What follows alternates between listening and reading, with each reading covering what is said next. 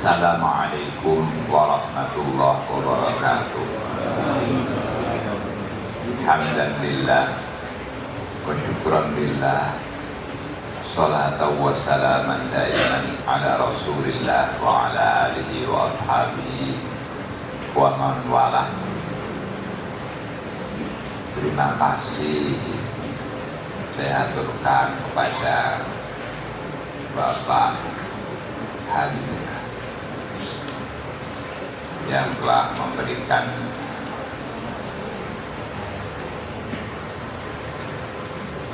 dan bermurah dengan pemikiran-pemikiran beliau, sehingga kami juga merasa semakin lama semakin banyak kawan dan semakin tambah pula umatnya.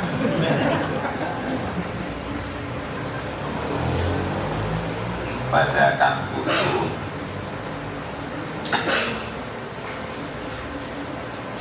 Mas Timur, Mas Bino, Mas Toto, Mas lain-lain yang selalu istiqomah untuk menemani saya terutama dan menghibur saya, sehingga saya tidak sendirian di dalam hal ini.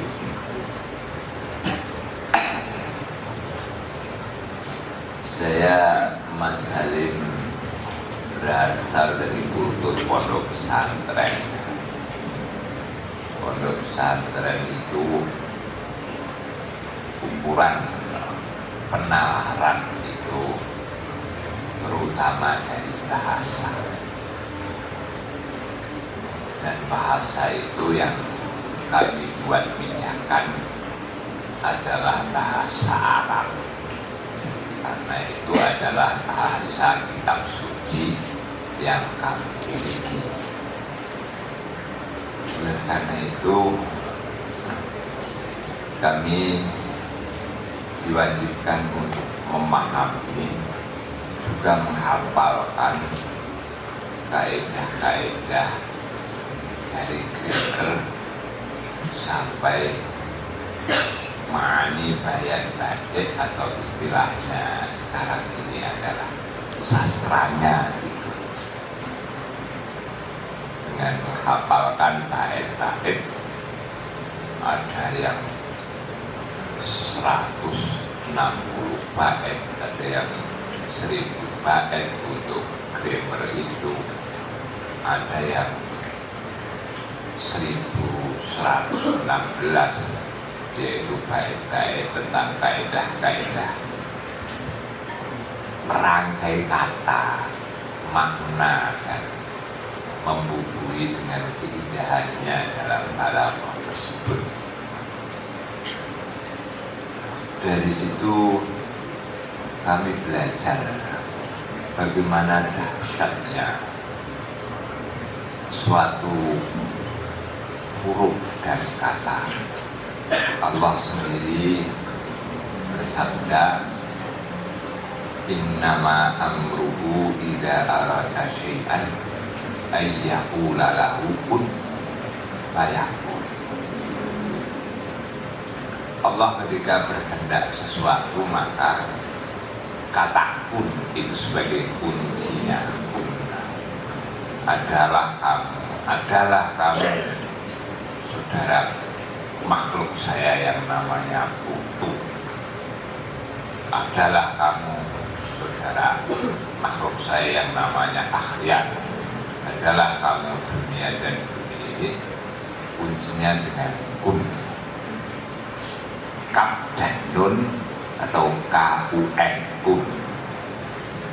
Sehingga di dalam term pembahasan teologi kami, kun ini makhluk atau tidak itu dibahas secara panjang sekali, yang sangat membingungkan, sebagaimana urian-urian filosofis dari Bapak Halim yang telah memaparkan kepada kita tadi, yang saya menangkap itu sampai detik-detik akhir itu masih baru saya memahami apa yang dimaksud beliau, karena beliau bicaranya penuh dengan filsafat bahasa dan demikian.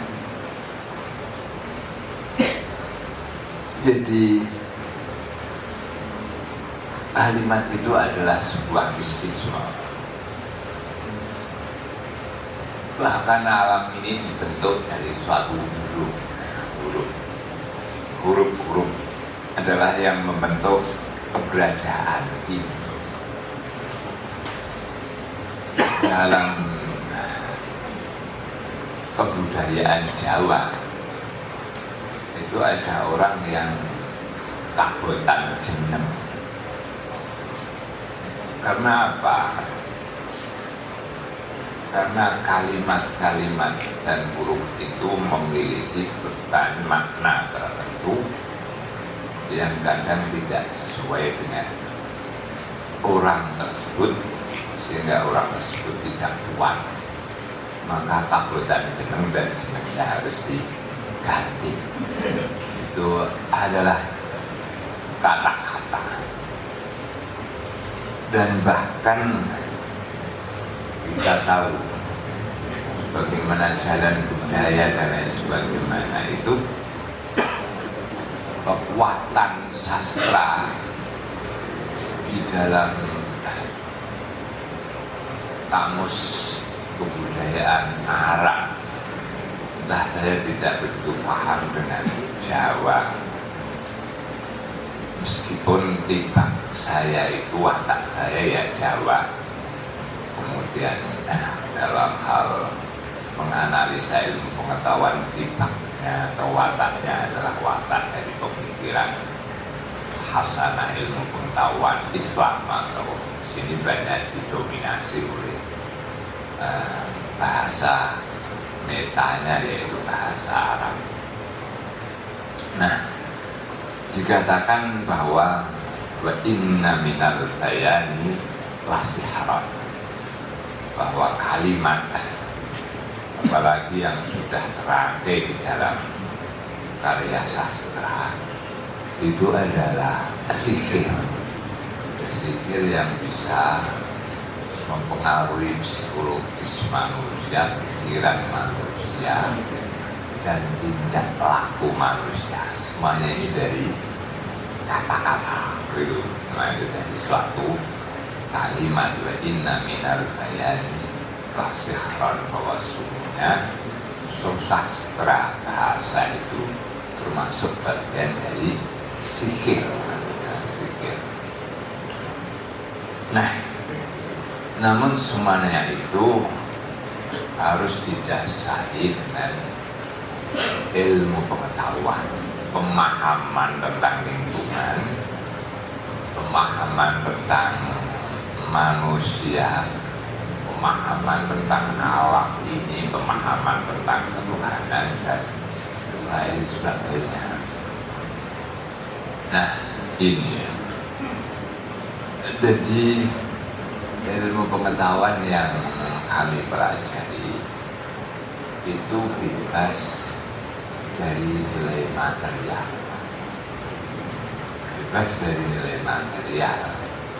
tapi ilmu pengetahuan itu bisa dibuat kendaraan untuk menuju kepada tujuan tertentu, namun substansinya tidak untuk hal-hal yang bersifat material. Sehingga kami diajarkan di dalam sebuah tata bahasa apa fungsi musnad ilaihi subjek itu berupa isim isyarah. Itu nanti bahasa Indonesia-nya apa Pak? Isim isyarah dan itu ini itu kata tunjuk ya, karena memang sangat penting. Tunjuk zalikal kitab la raiba fihi, itu kitab yang agung, zalika itu tidak ada keraguan.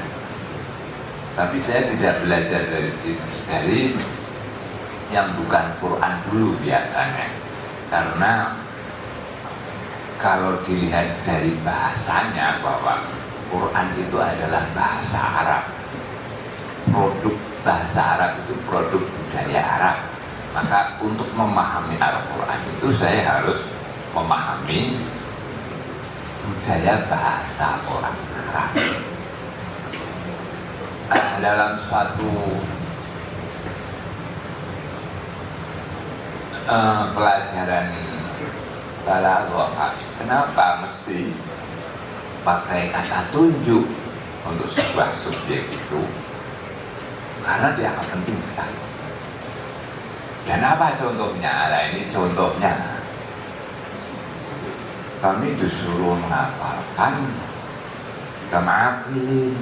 akilin ayat madahidu wa jahilin tarahu marzuqa. Ini untuk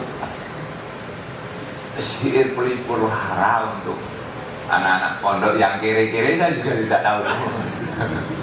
Alladzi ja'alal awhama habiratan wa ja'alal alimal mihrazin liqa. Arep ngerokok orang duwe udut bulik kesan yo ora apa-apa. Soalnya kan akilin ayat malaikat. Banyak orang cendekiawan, pandai, otak cerdas, ilmu pengetahuannya luas, tapi hidupnya itu ketekeng. Tahu nggak ketekeng? Jahilin tawahu marzuqa, orang yang bodoh-bodoh, orang lulus SD, bisnis dan lain sebagainya. Saya yakin Taipan itu tidak ada S1 apalagi S2, S3, tidak ada. Tapi dia kaya.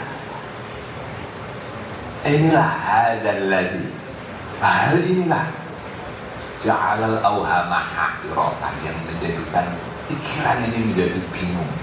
Ngapain saya profesor kalau hidup saya tetap kiri kayak demikian?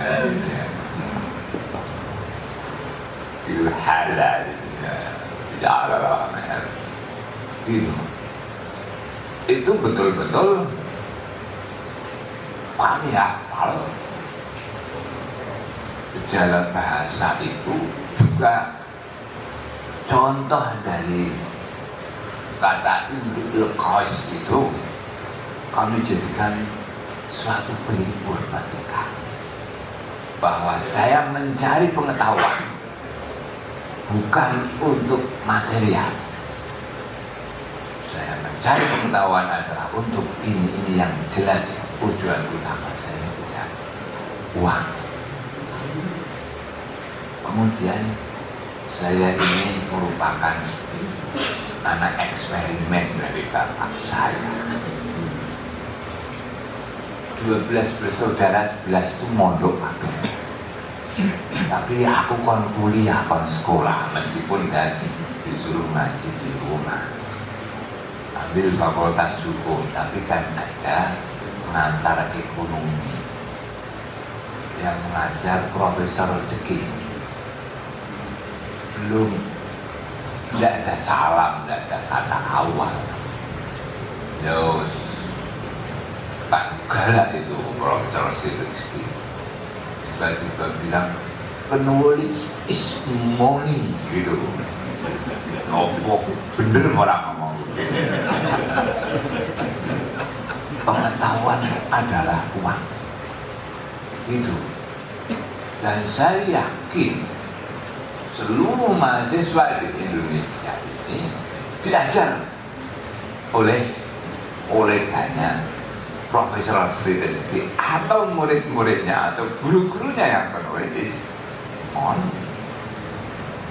bahwa apapun yang Anda miliki ilmu pengetahuan ini, kalau tidak sejajar dengan kesejahteraan dunia, ya percuma. Artinya demikian. Artinya kamu mencari pengetahuan ini adalah untuk dunia, untuk kemakmuran dalam arti ya kemewahan itu. Maka alumni ITB tidak mau bekerja di Indonesia, dia bekerja di perusahaan-perusahaan barat atau apa, karena yang banyak gajinya. Nah, alumni ITB tetap mobil saja tidak punya seperti Pak Kaharim ya. Kalau tidak orang nekat tidak bisa gitu. Nah, gitu. Bahasa dalam arti kita memahami bahasa ini adalah suatu budaya, adalah sebagaimana tadi bisa merubah dunia ini. Mahasiswa-mahasiswa didik kita dirubah pola hidup dan sikapnya hanya dengan dua kata knowledge money saja. Itu yang saya dengar pertama kali ketika mengikuti kuliah pengantar ekonomi itu. Dan ini sudah menjadi mindset. Maka kalau sudah pertimbangan yang pertama adalah money, ya maka nilai-nilai yang lain akan dihilangkan. Barangkali mahasiswa isi atau mahasiswa jurusan sastra di UNES atau di UNIP dan lain sebagainya berinteraksi dengan demikian, kemudian dia jadi budayawan dan lain sebagainya tanpa bisa melepas kelengketan dengan pandangan-pandangan para dosen-dosen berjuis kapitalis ini. Bagaimana kebudayaan yang bisa dihasilkan itu bisa merubah tatanan sosial? Malah paling mereka jadi tim sukses kalau ada pilpres, kalau ada pileg gitu.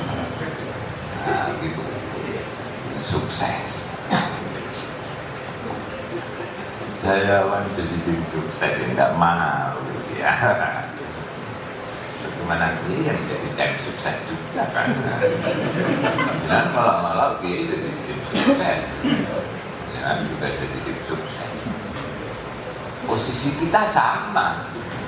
Kalau saya sebagai kiai, panjenengan sebagai budayawan, itu posisinya adalah sama. Cuma saya berbicara tentang moral dengan bahasa agama secara langsung direct. Anda sudah merupakan penerjemah daripada agama itu di tengah-tengah masyarakat. Sebab budaya itu tidak bisa dipisahkan dengan agama. Saya tidak bisa bilang spiritual dulu, agama tidak bisa. Dan bahkan para pujangga di dalam sejarah Islam itu adalah tokoh-tokoh sufi. Siapa? Jalaluddin Ar-Rumi dengan tarekatnya, Imam Ghazali yang sering saya katakan malam yuharrik qalbahu azharul rabi'i wal audu wa autaruhu faqad fasada mizajul qalbi wala ijalah ila jalah. Sapa wong sing atine itu tidak tergetar dengan bunga-bunga di musim keempat loh, Pak. Ora tau dadi wong Arab ning Arab itu lah. Musim semi. Tidak pula tergetar hatinya dengan kayu serta dawe-dawenya. Fakat asada misalnya juga, maka komposisi kimiawi hatinya itu sudah rusak. wala ilaha dan tidak ada obatnya sama sekali gitu. Itu kan kata Imam Ghazali, itu dia adalah agamawan dan siapa di antara ulama-ulama dari abad ke-6 sampai sekarang yang tidak mengagumi opus apa itu kitab Ihya Ulumuddin ya. Nah, jadi tidak bisa. Memang agama ini tidak rinci. Kalau agama rinci maka tidak akan menghasilkan budaya. Budaya teknologi ketika Allah mewajibkan kita wajib untuk haji ya gitu. Nah, maka para ulama ilmu pengetahuan harus menciptakan kendaraan. Bagaimana kita di Indonesia bisa sampai ke Mekah? Budaya dalam arti hasil cipta karya manusia di situ. Jadi itu, kalau kita berwudu tidak boleh dengan air mustakmal, tidak boleh dengan air yang kurang 2 kolah kemudian kita nyemplung demikian saja. Artinya apa? Artinya ini harus membentuk budaya bahwa kita harus menghemat air dan harus menjaga kebersihan. Kemudian di dalam fikih haram kencing di genangan air yang tidak mengalir. Bahkan ada ulama yang mengatakan membuat kotoran pun di air yang mengalir tetap haram. Itu hasil budaya fikih ya kan. Demikian tidak bisa dilepaskan demikian. Apalagi tentang kerusakan-kerusakan. Nabi bersabda, umpama saiki panjenengan nandur sisuk kiamat lho. Kowe jek entuk ganjaran kan. Umpama kowe nandur, ini untuk para petani. Niku pari jenengan dipangan karo manuk, kowe rigo ora rigo. Wah, semane manuk ya lain nandur kangel-kangelan kok. Siraya, meskipun kita berundel menurut, kalau petani itu masih dihitung sebagai sedekah. Beda kalau kamu punya beras di rumah, kemudian dicuri orang, kamu tidak riba, dia tidak dihitung sedekah. Tapi kalau Pak Tani, meskipun artinya merasa berat dan bahkan ningsuk kepada burung-burung yang menghasilkan bulir-bulir katanya, tapi tetap masih dihitung pahala sedekah. Jadi berdasarkan kebudayaan untuk membentuk watak individu-individu dan komunal masyarakat ini sangat hebat sekali. Bagaimana tarekat-tarekat dulu, saya bilang tarekat-tarekat dulu gitu.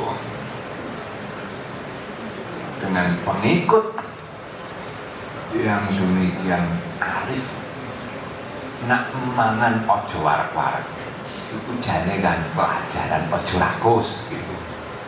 Bahwa kowe kudu riyadhah, tambah hati 5, weteng luwe itu semestinya bukan berarti harus luwe kemenanan, mati kowe luwe kemenanan, tapi mangan ojo akeh, kiringan kancane dan lain sebagainya.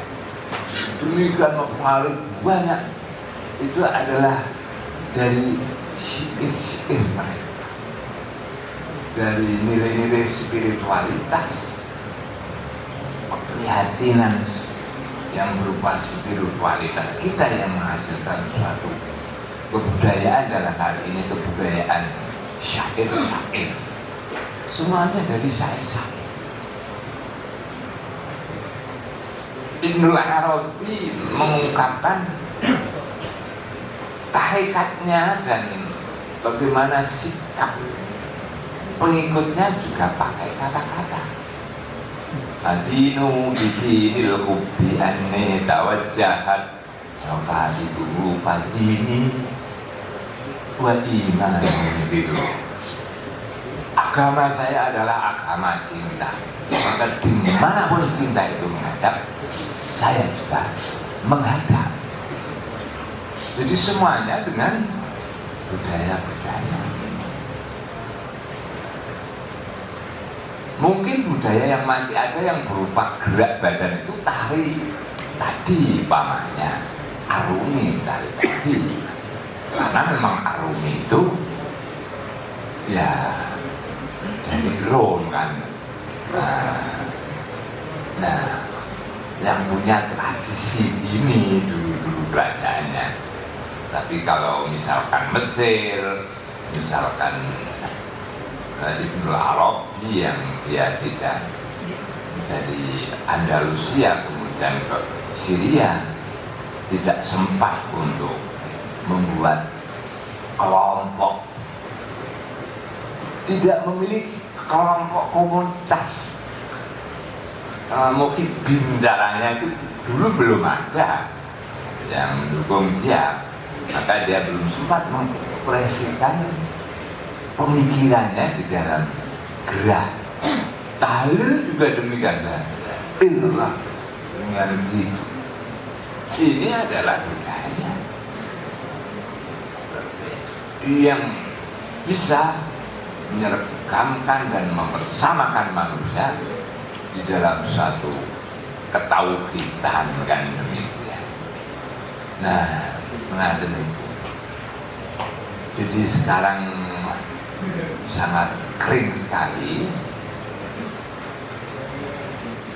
dengan apa itu laju sekularisme, bukan hanya dalam bidang-bidang tertentu saja, sampai kepada kebudayaan seni itu sudah sekuler sekarang. Sekuler, maka tidak memiliki nilai apa-apa kecuali adalah entertain tadi yang hanya memukau sesaat saja, tidak memiliki efek pengaruh jiwa dan hati seseorang. Itu makanya. Nah, bagaimana suatu tindakan yang tidak dari hati, tapi hati ini saya tampil untuk sebuah bayaran, bisa mempengaruhi audiens? Ya tidak bisa. Apa yang dari hati akan masuk hati, kan gitu. Kita tanya siapa itu? Dan apa yang dari hati masuk hati. Dia nari tidak dari hati. Dia berpuisi tidak dari hati, bahkan puisinya dibuat dengan artificial intelligence umpamanya gitu. Ya sama sekali nggak ada efeknya, tidak bisa membentuk dan merubah masyarakat ini. Lah bagaimana kita? Apa pesimis gitu, apa pesimis? Bagaimana Pak Karim? Matematik kok pesimis itu?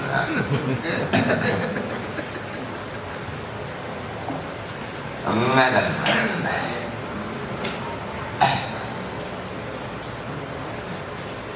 Jadi ini tantangan bagi kita bahwa thariqah kita ini adalah thariqatul jihad.